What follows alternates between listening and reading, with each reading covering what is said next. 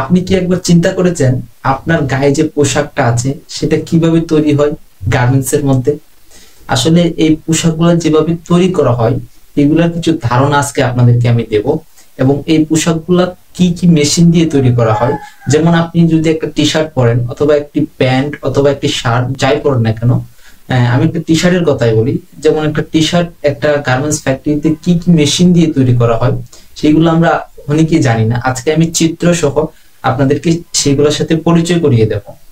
Number one, যেটা আপনারা দেখতে পাচ্ছেন যে মেশিনটা, এটা হচ্ছে প্লেন মেশিন। এটা হচ্ছে ওয়ান নিডেল প্লেন মেশিন, যেটা আমরা আমাদের যে টি শার্টের যে আর্মহোল টপ সিন থাকে অথবা যে নেক টপ সিন থাকে এটা দেওয়া হয়।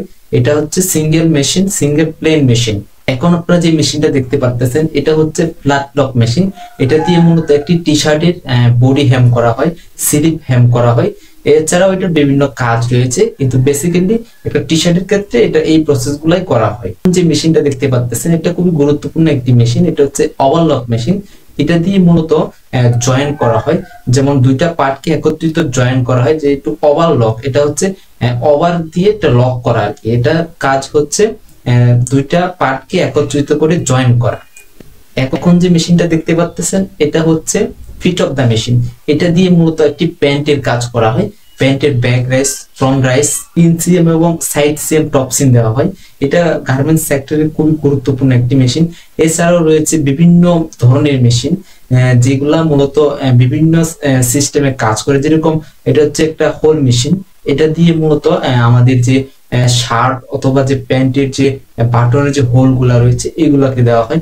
এখন যেটা দেখতে পাচ্ছেন মেশিন, এটা হচ্ছে একটা বাটন মেশিন। এটা দিয়ে মূলত বাটন জয়েন করা হয়।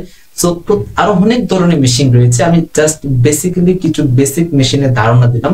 এছাড়াও গার্মেন্টস সেক্টরে বিভিন্ন ধরনের মেশিন রয়েছে বিভিন্ন কাজের জন্য। এছাড়াও আপনারা যদি এই গার্মেন্টস সেক্টর সম্পর্কে ইন ডিটেলস আলোচনা বা আমার কিছু তথ্য আপনারা নিতে চান, সেক্ষেত্রে আমার ভিডিও কমেন্ট করতে পারেন। এবং আমি যেহেতু গার্মেন্টস সেক্টরের সাথে ইনভলভ, তাই সেটা সম্পর্কে কিছুটা ধারণা আমি হয়তো রাখি বা আমি চেষ্টা করি রাখার জন্য। সবাই আজকে ভালো থাকবেন। অসংখ্য অসংখ্য ধন্যবাদ।